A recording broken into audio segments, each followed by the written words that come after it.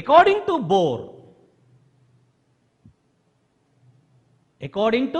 Bohr, the whole positive charge and mass of an atom was concentrated on at a minute point called nucleus. Minute point called nucleus. Around this nucleus, at a specific distance, there are certain circular orbits. These circular orbits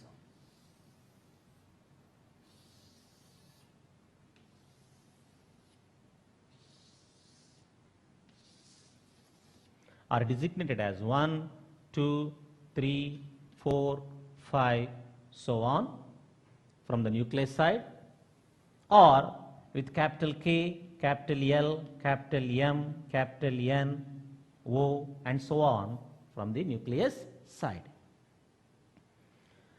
In these circular orbits, the electron will revolve. Due to the quantization of energy, each circular orbit was associated with a specific amount of energy. The energy of first energy level, let it be E1. Energy of second energy level, E2. Energy of third energy level, E3, E4, and so on. Each orbit is associated with a specific amount of energy. Electron will revolve in this energy level, this orbit. As long as electron is revolving in this energy level, it neither lose energy nor gain energy on its own.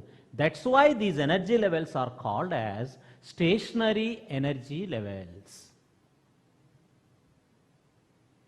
The electron is also associated with certain amount of energy. The electron can revolve or present in this energy level when the energy of electron will equal to the energy of the energy level. Then only the electron will revolve here. Energy level is also associated with a specific amount of energy. Electron will also associated with a specific amount of energy. When an electron is revolving in this energy level means that electron will possess the same amount of energy that was possessed by this orbit. For example, if we supply some energy by means of photons, that means when this atom is exposed to energy, that energy was absorbed by the electrons. When after absorbing energy, if energy of this electron exceeds E1 and equal to E2, then what happens? The electron present here will jump into this energy.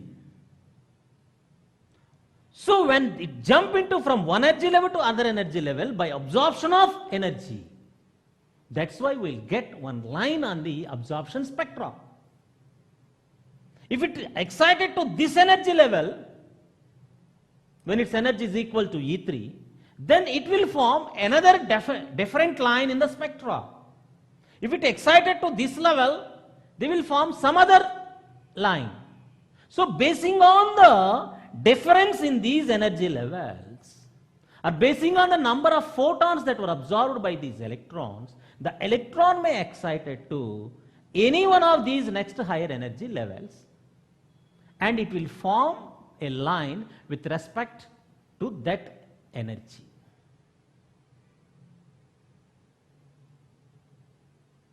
So, when electrons are absorbing energy, they get excited to higher energy levels.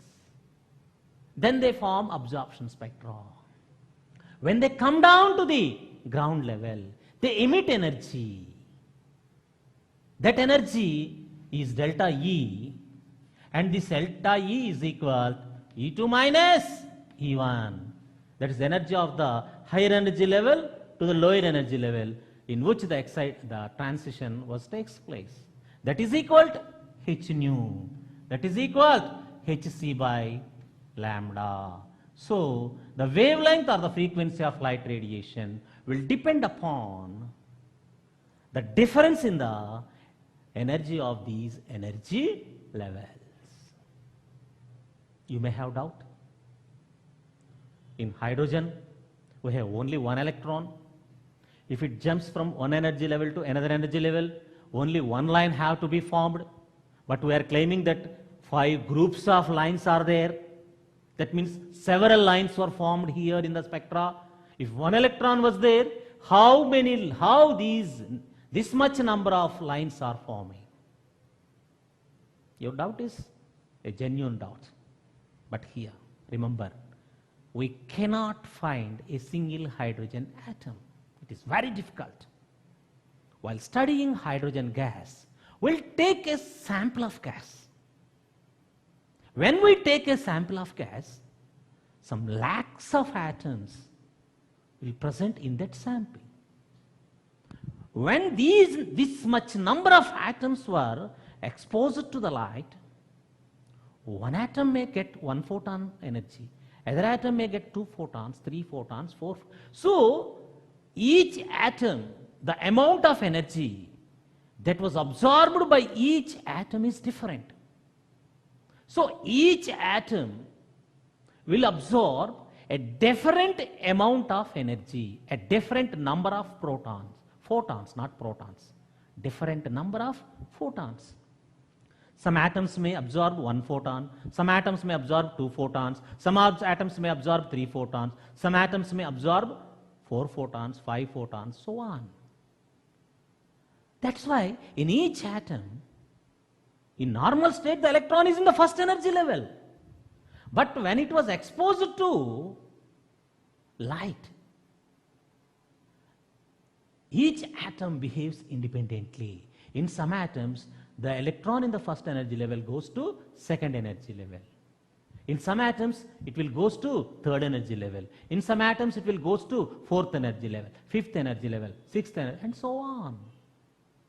So each excitation will give a definite line. That's why that much number of lines were observed, or formed in hydrogen spectra. This was the explanation that was given by Bohr to explain the hydrogen spectra. Now let us observe the theory that was proposed by Bohr to explain the structure of an atom.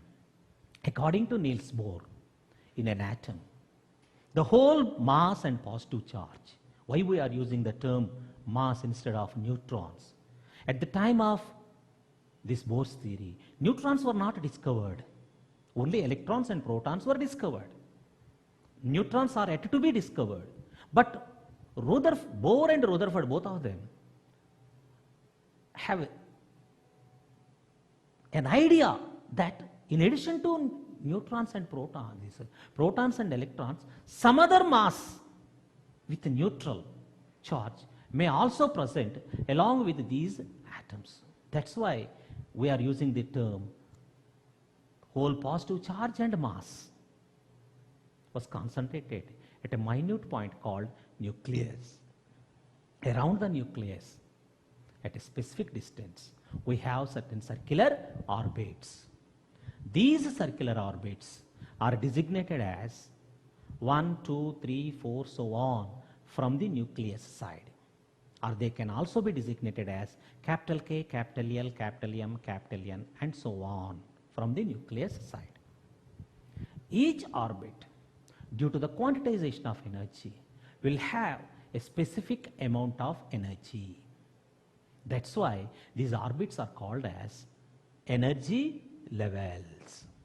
As long as electrons revolve in these energy levels, electrons will neither lose energy nor gain energy. That's why they are called as stationary energy levels. Stationary energy levels. When an electron is revolving in a stationary energy level, electron will also have certain amount of energy. That orbit will also have a certain amount of energy. Electron can revolve in this energy level when the energy of that electron will equal to the energy of the energy level. Suppose these atoms are subjected to exposure to energy. In such cases, the electrons will absorb energy by means of photons. Then the energy of electron will increases. If energy of the electron reaches to the energy of the next higher energy level, then these electrons will excited and jumped into the next higher energy level. This process is said to be excitation of electron.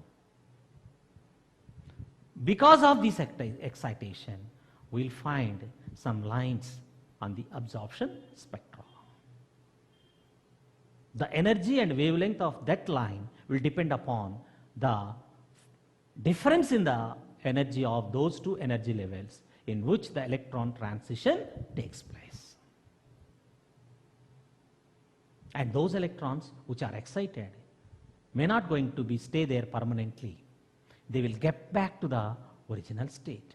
When they are reaching to the original state, they emit energy in the form of photons equal to the difference in the energy between the two energy levels in which the electron transition takes place. Because of that, we are getting that emission spectras. So both emission and absorption spectras will give the same information, that is what wavelength of light radiations were emitted by those electrons during the excitation and de-excitations. Now, Niels Bohr was proposed that the angular moment of electron that is revolving in this orbit is also quantized, and it will be equal to whole number multiple of h by 2 pi. That is the angular momentum of an electron. Angular momentum of electron. We know when an object is there, it will have mass. When it is moving, it will have velocity.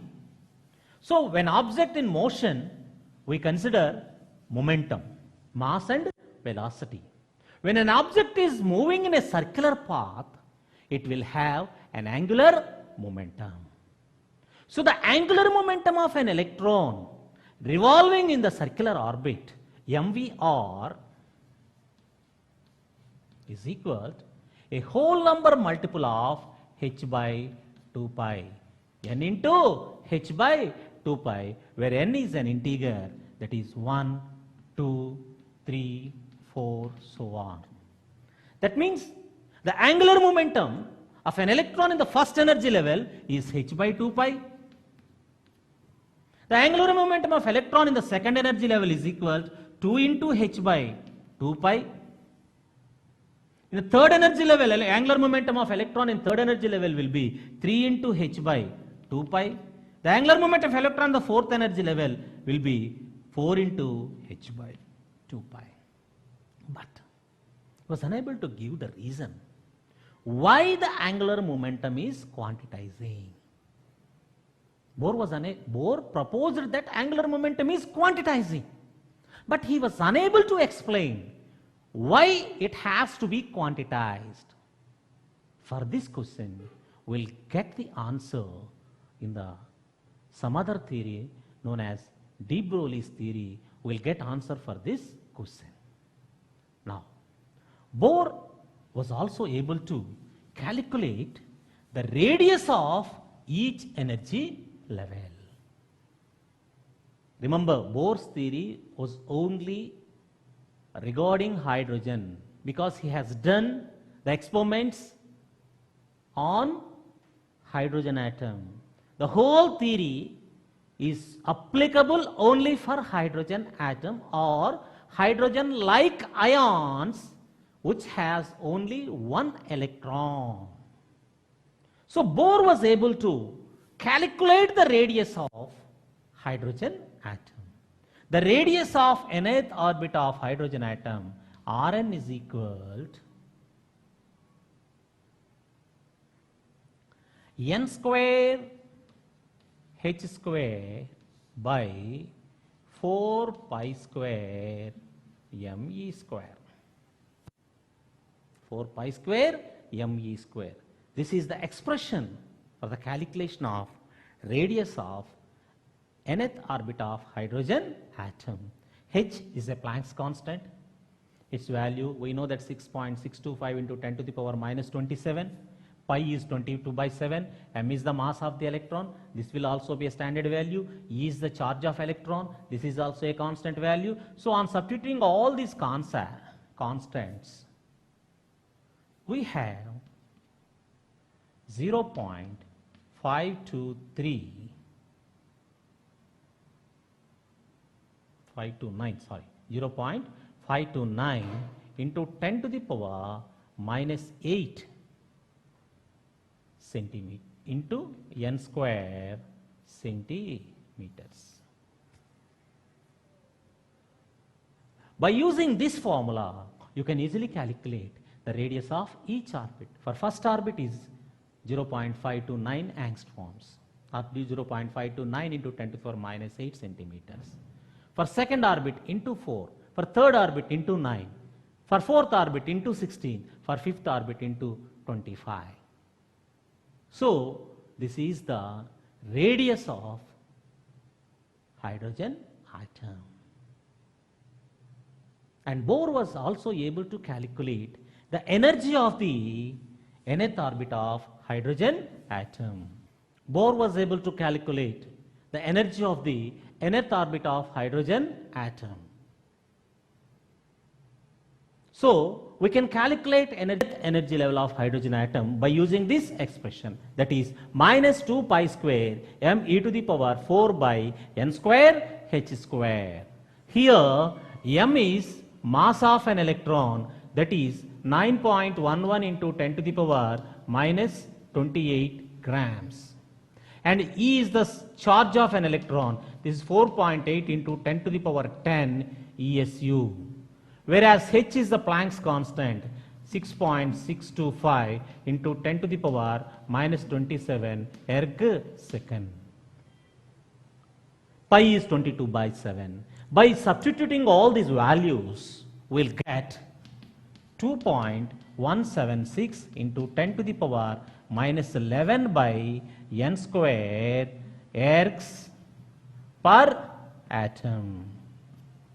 Ergs per atom.